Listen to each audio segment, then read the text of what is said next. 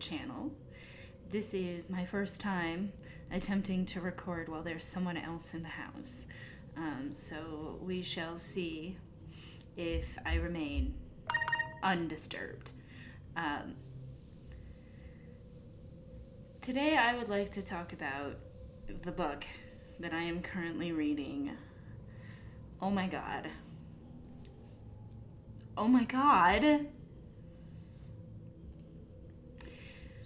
I am currently reading The Violence by Delilah S. Dawson. And the premise of this novel is absolutely, freaking me out. It is likely going to make my top books of 2025 list. But the premise is that this woman is in an abusive relationship, and there's a virus that causes people to rage out for no reason, randomly, against random people. And so she baits her abusive husband into beating her up, and then she slips away from him and tells the police that he has this virus. So it's very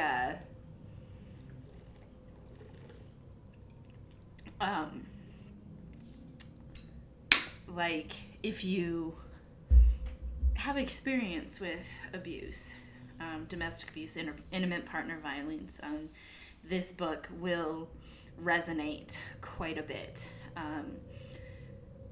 What I wanted to talk about briefly, I've decided that I'm going to start a Substack. I want to be a writer. That's all there is to it. And that seems to be the place to be if you want to be a writer. So that is where I'm taking my content, my blog content. I will still be on Ko-fi, obviously.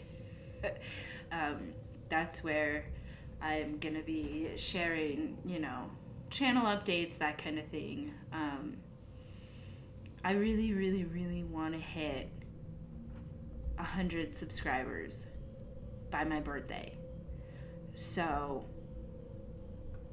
I'm hoping to crank out the content so that I can make that happen.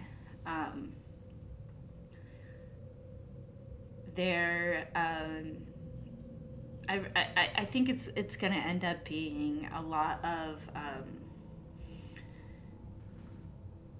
here's why this book resonates with me and why I think it's relevant. More so than go out and read this book. I have opinions on whether or not book influencing has been good for readers or not. I'm leaning towards not, but I'm not looking to, to be a tastemaker the way that you are used to hearing about it. I only want you to read what I read if it also resonates with you, right? I'm not looking to be the one where people are always like, oh my God, I can't wait to see what Jess is reading. Let's go see what they're reading. That's not what I'm here for. I am more here for, here's why this book resonates with me. Here's why I think it might resonate with you. And also, why I think people should read certain books if they're unpacking. And that's where I, kind of where I landed with this book, The Violence. Because it forces you to look at reactivity, gaslighting, that kind of thing in a completely different light. And, it's 2025, and somebody in our government did a Nazi salute.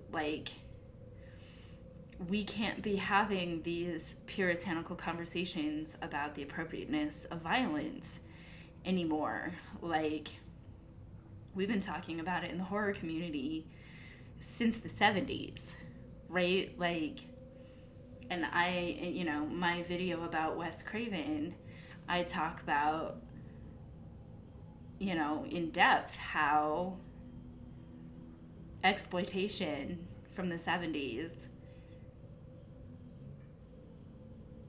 can be used to help people unpack their discomfort with violence. Wes Craven's Last House on the Left, his version is significantly more violent and grotesque than the remake. And,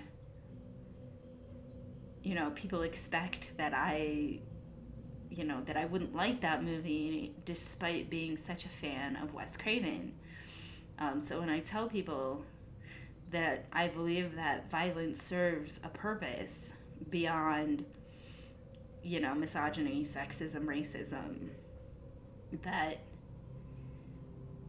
the concept of violence in the right hands, right? The only reason why violence is, seems like a white supremacist concept is because white supremacists have so far been the only ones allowed to define what is and isn't valid violence, right? Like, as long as the state, the capitalists, the elite class, the ruling class, as long as they're the ones who are allowed to define what makes certain kinds of violence appropriate or not appropriate, and who's engaging in that violence, that's why it's always going to be associated that way. So, something that I've been really grappling with as a victim of assault and violence in intimate relationships.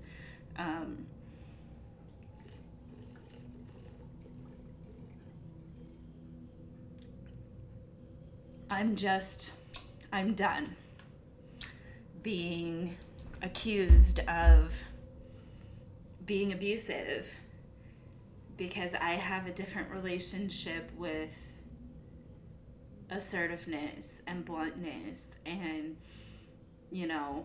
the fear when we talk about anarchist calisthenics. That's something that's been going around online. And it's not just about breaking the rules with regards to,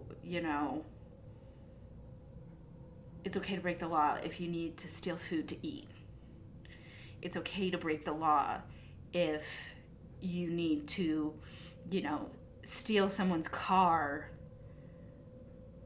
to run away from ICE agents who are attempting to catch you and deport you. Like, it's also, like, it's okay to say that you don't care when violence happens to Nazis, for instance. Just the idea that we hold marginalized and oppressed people to higher standards than we do the oppressor is something that people need to grapple with. And if you have approached the precipice of being able to understand that sometimes violence is a necessary evil, this book is definitely going to be one that will help you over that edge into understanding that it's not black and white, right? Violence and the need for violence is not a black and white issue. And, something that I've been also grappling with in my personal life is, am I ready to own a gun? Because they tell you not to point a gun unless you're willing and ready to use it.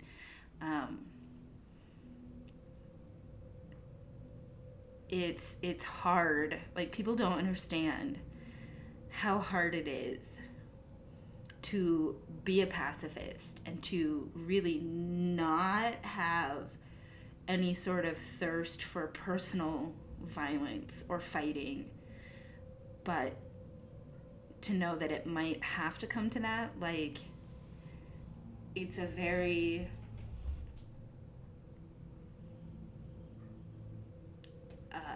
it's not an easy place to find yourself.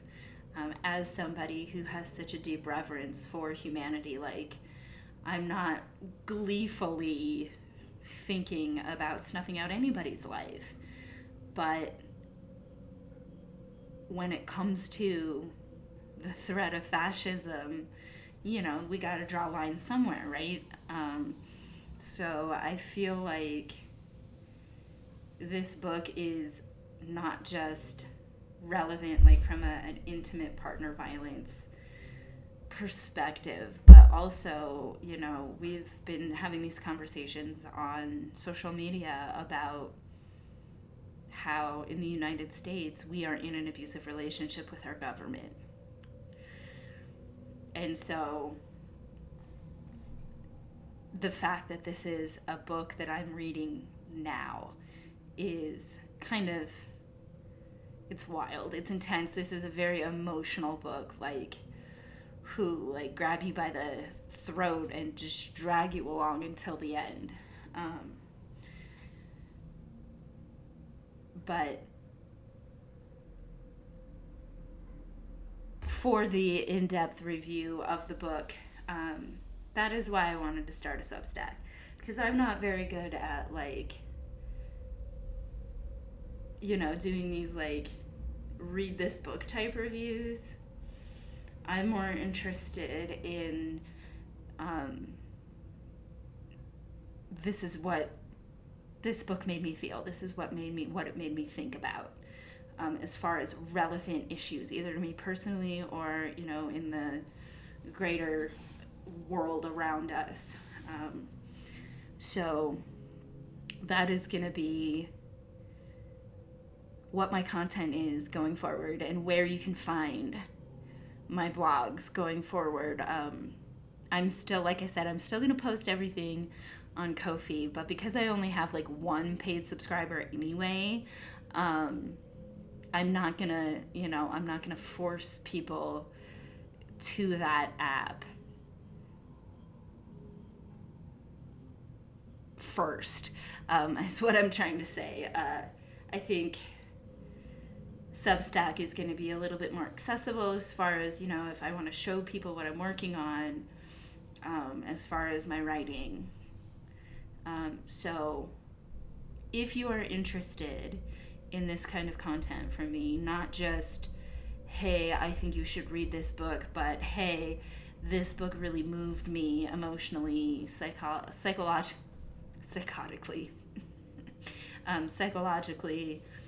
affected me, and here's why. Kind of more in depth, not just this is a good book, but this is a good book and it altered my brain chemistry, and here's why. So I will leave all of the everything. I don't have the ability to leave links in the description, but I will show everything, and I will also put everything at the end. I came to make this video to sort of give people a heads up about what's gonna be going on going forward. But today has not been a very good day. I got rejected. I was a victim of the current, now people no longer have to worry about DEI and equal opportunity employment. So they don't have to worry about what it makes them look like to admit in writing that they picked an underqualified man over you because he was so charming and charismatic. The manager had to give him the job on the spot. And and they're telling me this like I'm supposed to understand that just happens, that's just gonna happen now.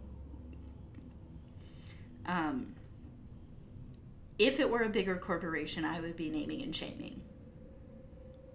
I would be naming and shaming if it wasn't a family-owned business. But it's a family-owned business, and I don't necessarily want to cancel this lady. I just think it was kind of ballsy to just flat out admit, yeah, sorry, the guy who had his trial shift before you was too handsome. We couldn't tell him no. Um, yeah, balls. Um, but yeah, I think I've narrowed down my social media to here on YouTube, Blue Sky, and Substack. I am still on Instagram, Threads, TikTok. I have a Xiaohongshu account. But as far as where you can find my regular content that I really want to start putting out there and really circulating out there, those are the places you'll be able to find me. When I am finished with the violence, I am moving on to, I should not be skipping up in my TBR, but I just finished reading The Honeys by Ryan LaSala, and I checked out The Beholder, which is another one of his books. So that is probably the book I'm going to read next. I don't know. Like I always say, subscribe, ring the notification bell, make sure you are following me on Blue Sky. Blue Sky is where all of my up to the minute updates, the most current of what I'm reading. So make sure that you're following me there. Thank you for sticking with me while I figured out how to niche down. But I think I got it. And I think we'll be able to build something, a good community with good community discussion this way. So, again, thank you for stopping by the channel. And I look forward to seeing you guys on Substack.